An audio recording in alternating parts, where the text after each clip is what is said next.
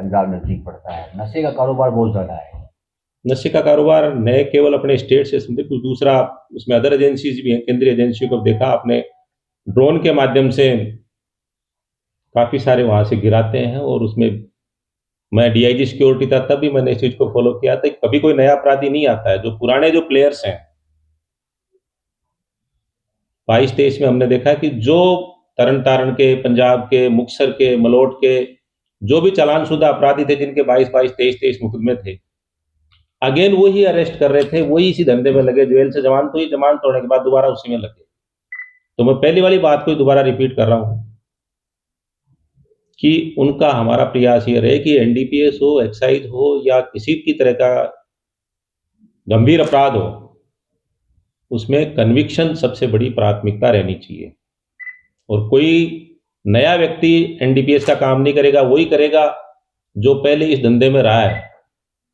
जो ड्रोन से गिराते थे उसमें सारे तरन तारण के, पंजाब के ही बड़े तस्कर थे, उनके सबके खिलाफ लंबी चौड़ी लिस्ट केसेज की थी। तो हमने उसको कोऑर्डिनेट भी किया दूसरे स्टेट से भी कि जो लोगों के यहाँ पे पकड़े जा रहे हैं, वहां जेलों में रह रहे हैं या उनकी जमानत हो गई या बाहर हैं, न केवल राजस्थान के बाहर वाले भी जो ये करते हैं, उन पे भी मॉनिटर किया जाएगा।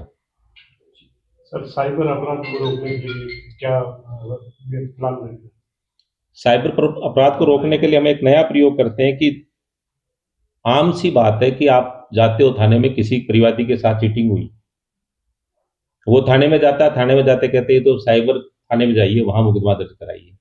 हर मुकदमा साइबर थाने में दर्ज करने के लिए जाए जरूरी नहीं है।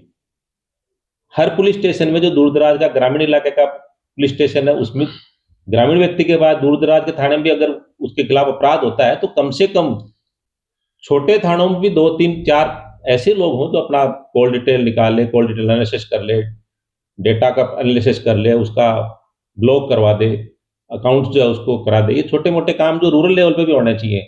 जनरली टेंडेंसी ये है कि जो भी परिवादी जाता है, जाइए आप साइबर थाने में जाइए। अब साइबर थाना वहां से कुछ 100 किलोमीटर दूर पड़ता है, वहां तक आएगा जब तक तो वो काफी उसको डैमेज हो जाएगा।